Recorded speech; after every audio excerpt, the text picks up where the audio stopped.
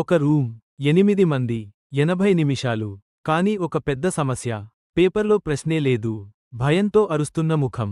ఈ గేమ్లో గెలవాలంటే తెలివి మాత్రమే కాదు, మానసిక బలం కూడా కావాలి. ఇది ఒక సాధారణ ఇంటర్వ్యూ కాదు. ఇది ఒక సైకలాజికల్ టెస్ట్. ఒక పెద్ద మిస్టీరియస్ కంపెనీ తమకు అవసరమైన ఎంప్లాయ్ కోసం చివరి రౌండ్లలో 8 మందిని సెలెక్ట్ చేస్తుంది. వాళ్ళందరినీ ఒక సీల్డ్ రూమ్లోకి తీసుకెళ్తారు.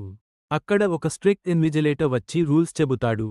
పేపర్ పాడు చేయకూడదు, గార్డ్తో మాట్లాడకూడదు, రూమ్ వదిలి బయటికి వెళ్లకూడదు. మీకు 80 నిమిషాలు టైం ఉంది. ఒకే ఒక్క ప్రశ్నకు ఆన్సర్ చెప్పాలి అని చెబుతాడు. అందరూ కాన్ఫిడెంట్గా కూర్చుంటారు. ఇది ఈజీ అనుకుంటారు. కానీ వాళ్ళు పేపర్ ఫ్లిప్ చేసినప్పుడు అందరూ షాక్ అవుతారు. పేపర్ పూర్తిగా ఖాళీగా ఉంటుంది. భయంతో ఉన్న ముఖం. ఎక్కడా ప్రశ్న లేదు. ఏం చేయాలో ఎవరికీ అర్థం కాదు. టైం మాత్రం స్టార్ట్ అయిపోతుంది. ప్రెషర్ స్లోలీ పెరుగుతుంది.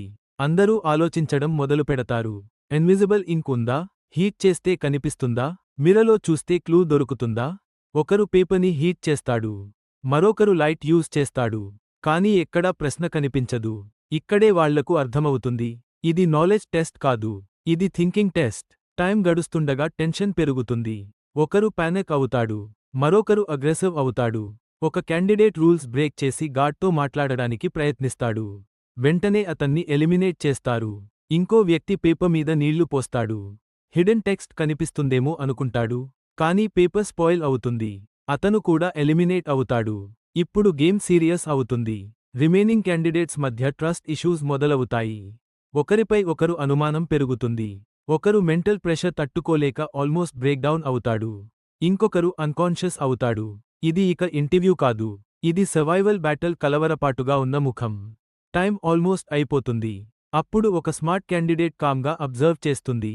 ఆమెకి సడన్ రియలైజేషన్ వస్తుంది. క్వశ్చన్ పేపర్లో లేదు. క్వశ్చన్ మనకు ఆల్రెడీ చెప్పబడింది. ఇన్విజిలేటర్ మొదట చెప్పిన మాట గుర్తు వస్తుంది. 1 క్వశ్చన్, 1 ఆన్సర్. అంటే అసలు ప్రశ్న ఇదే. What is the question? ఆమె వెంటనే ఆన్సర్ రాస్తుంది.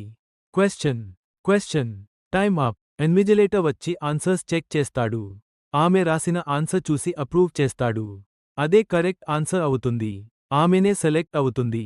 ఈ సినిమా మనకు చెప్పే మెసేజ్ ఏమిటంటే, ఆన్సర్ కంటే క్వశ్చన్ అర్థం చేసుకోవడం ముఖ్యం. కొన్నిసార్లు ప్రాబ్లం మన ముందే ఉంటుంది. కానీ మనం గమనించము.